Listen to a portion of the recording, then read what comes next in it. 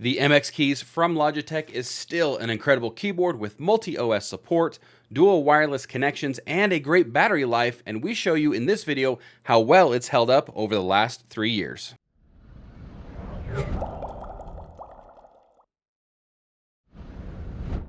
So 3 years ago, I purchased this keyboard, which is the Logitech MX Keys, and did an initial review on that. If you want to check that out, I'll post up the card up in the top right-hand corner. And last week, I ended up doing an initial review / a long-term review of the MX Master 3, which is the mouse that goes along with this keyboard as kind of its partner in crime. So I wanted to do a review on this keyboard and show you guys how well it's held up over the last 2.5 to 3 years. Now, of course, we're going to jump right into this review, but before we do that, if at any point during this video you get something out of it, you like the video, you like the content, whatever, be sure to like the video and, of course, subscribe, because those 3 things certainly help us grow our channel. And if you want to check out our merch, head on over to shop.helpcloud.com.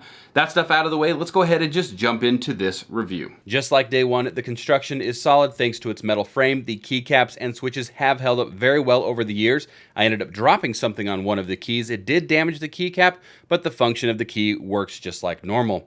There are no abnormal amounts of fading or chipping on any of the letters, and the lights can still be seen through the print.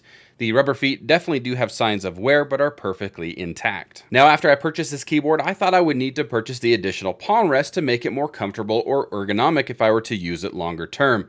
3 years later, never purchased the palm rest, and it's still comfortable to use.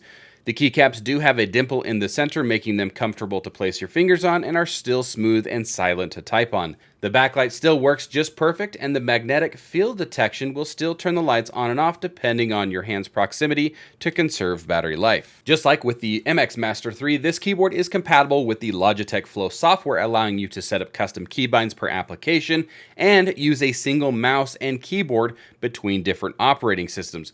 To me, this is one of the best features of this keyboard, because if you're working between a Mac or a Windows operating system such as I am, it has worked very well to swap between the two.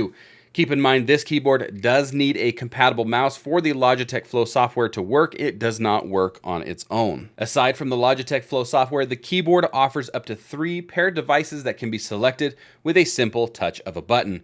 The Bluetooth and wireless USB receivers still work great, and I've had minor connection issues using either connection. Almost 3 years later, I've not seen any degradation in its battery life. I honestly can't even give you an exact reading of how long it lasts, because it'll go months between charges, and I just typically plug it in when I feel like it might need a charge.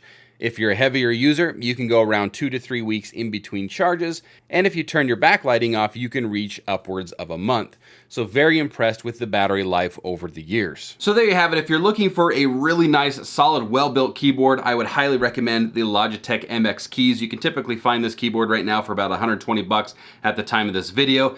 And if you don't actually need a full-size keyboard, they do make a 10 keyless version called the MX Keys Mini, where you have basically everything except the 10 key, and that will run you about 99 bucks at the time of this recording. So like I said, very reliable keyboard. It's been awesome. I would highly recommend it. And of course, it's compatible with all sorts of different operating systems. You can use it on Mac OS, Windows, Linux. It even works on an Android operating system. I'm not sure if it works on iOS, but overall, it's been a fantastic keyboard.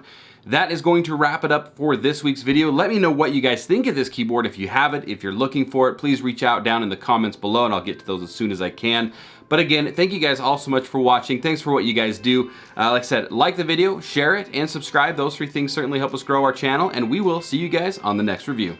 See ya. Peace.